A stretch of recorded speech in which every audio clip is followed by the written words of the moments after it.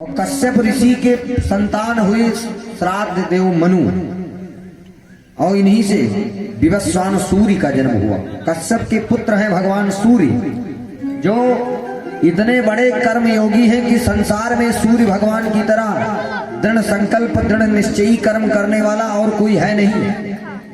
शास्त्र में सबसे पहले कर्म योगी अगर गीता में भगवान के श्री कृष्ण ने किसी को बताया है तो भगवान सूर्य को बताया है।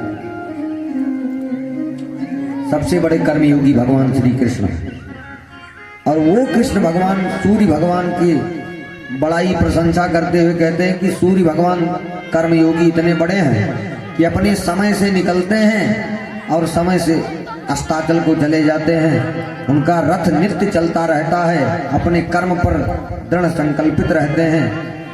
हमें आपको उठने में देर हो जाए, लेकिन सूर्य भगवान को देर हो जाए तो इसीलिए सूर्योदय से पहले हमारे शास्त्रों में सनातन धर्म में हिंदू भाइयों में नियम माना गया कि सूर्य निकलने से पहले हमें उठ जाना चाहिए, क्योंकि वो हमारे परमात्मा है, लॉर्ड है, और साहब के आने से पहले चपरासी ऑफिस में पहुंच जाते हैं उनका स्वागत के लिए। तो सूर्य भगवान के निकलने से पहले कम से कम हमें अपना बिस्तर छोड़ के उठ जाना चाहिए। वो साहब हैं, हम नौकर हैं, तो उनके स्वागत में तो पहले उठ जाना चाहिए। इतना जल्दी तो करना चाहिए। वैसे व्यक्ति ब्रह्म मुहूर्त में उठे तो ज्यादा ठीक, स्वस्थ रहेगा, मस्त रहेगा हमेशा। तो ऐसे सूर्य भगवान जो कश्यप ऋषि के पुत्र हैं, और इन्हीं सूर्य भगवान से विवस्वान सूर्य से चला सूर्य वंश। सूर्य भगवान के पुत्र हुए श्राद्ध देव मनु, और मनु महाराज जिनके श्रद्धा नामक पत्नी हुई। बहुत दिन व्यतीत हो गया, महाराज ये कोई संतान नहीं हुआ। श्राद्ध देव मनु महाराज दुखी रहने लगे कि गृहस्थ जीवन के संकल्प विकल्प यही होते हैं कि एक पुत्र होना चाहिए। घुटमन घुटमन करते हुए नन्हा मुन्ना बालक जले तो घर की शोभा अलग होती।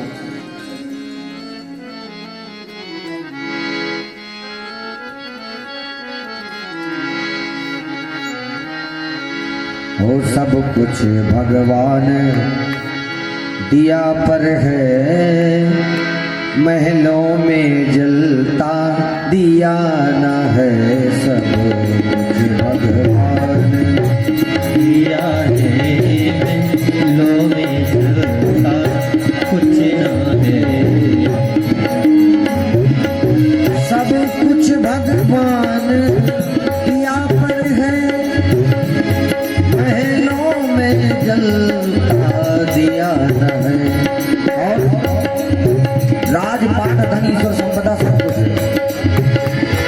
हाँ, राजपाट और धन वैभव था, राजपाट और धन वैभव संतान एक भी दिया न था। राजपाट और धन वैभव संतान दिया न है।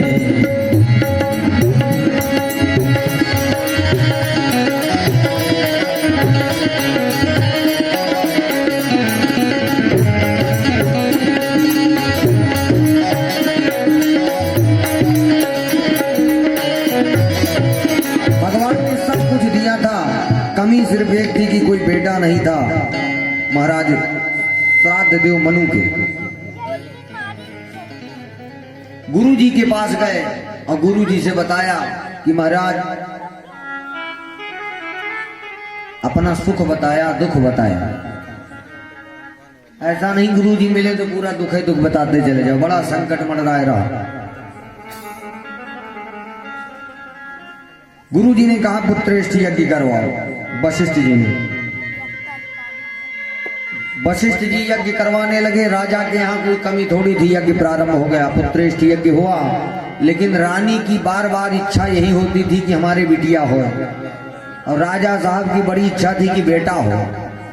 और रानी की इच्छा और राजा की इच्छा आपस में मिली नहीं। यज्ञ करने वाले महात्माओं से रानी जाकर के मिली, बोली महाराज जो हवन में आहुति डाल रहे थे कुंड में, उनसे जाकर के कहने लगी महाराज जितनी दक्षिणा मांगोगे मिलेगी, परंतु आप बिटिया का स्मरण करके आहुति डालिए कुंड में। तो महात्मा जिधर दक्षिणा मिले उसी तरफ हो गए और आहुति डालने लगे बेटी का स्मरण करके। तो रानी की इच्छा अनुसार बिटिया का जन्म। अब तो राजा गए गुरु जी के पास, बोले महाराज गजब हो गया, मुझे तो बेटा चाहिए था, बिटिया कहां से हो गई। बाद में वशिष्ठ जी ने अपनी तपस्या से उसी बिटिया को बेटा बना दिया। बाद में मनु महाराज के 10 बेटा हुए। इक्ष्वाकु, नृगसर, सरयाति, नभक, कवि, दृष्टि, प्रसत, इन्हीं 10 से सूर्य वंश का विस्तार हुआ। इतना विशाल भगवान राम के पूर्वज। इक्ष्वाकु महाराज भी बड़े यशस्वी राजा हुए। ये सब राजा अयोध्यापुरी के हुए। भारतवर्ष की सबसे बड़ी राजधानी पहले शास्त्रों में बताई गई है अयोध्यापुरी है। अयोध्यापुरी ही और मोक्षदायिनी पुरियों में सबसे आगे है अयोध्या। अवध क्षेत्र में जिनका जन्म हुआ वही सबसे भाग्यशाली। 7 पुरियों में सबसे आगे मोक्षदायिनी पुरियों में काशी से भी आगे महत्व है अयोध्या का। अयोध्या, मथुरा, माया, काशी, कांची, अवंतिका, पुरी, द्वारावती चैव सप्तैता मोक्षदायका। अयोध्या सबसे नंबर 1 पर 7 पुरियों में जो 7 पुरियां हैं मोक्ष देने वाली, इन 7 पुरियों में अयोध्यापुरी सबसे आगे है। अयोध्या, मथुरा, माया, अयोध्या नंबर 1 पर, फिर मथुरापुरी। जिस मथुरा में बाल कृष्ण लाल का जन्मस्थली है, उद्गम हुआ, ऐसे मथुरापुरी दूसरे नंबर पर है। नंबर 1 पर अयोध्या।